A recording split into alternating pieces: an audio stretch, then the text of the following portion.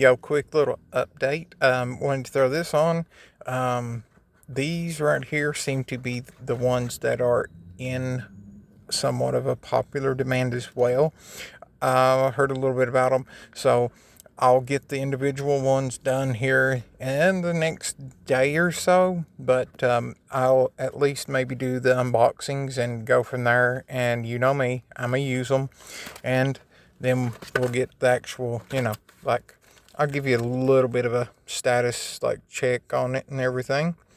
But other than that, these do have the mesh coils in them, so you may want to understand that. I know some people are somewhat picky or particular when it comes to that. So, I'm real excited about that right there. The Georgia peach. This one more of a little gamble, like see what we got, and it is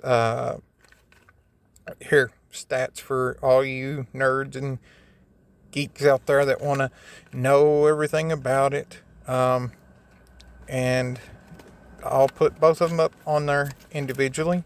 And like I said, the next day or two, but just wanted to throw these on here. And anybody interested, go pick one up at your local brick and mortar. And like I said, give them support, man. Go and help them out. Give them support so that they're there. If especially you are in a place that has a ban on, or there is going to be a pushback or something of some kind against being able to do anything, definitely go and support these places so they can keep the doors open and get business, and then they're going to be there when you actually need them. You may be somebody that does nothing but mixing like I used to do. I highly recommend at least going to one, or maybe switching it up and checking them out so that you can give them some kind of business, and that way they can stay afloat. And if it comes down to it, you're able to rely on them in your time of need so that you don't switch back and you stay off the tobacco. That's the main thing.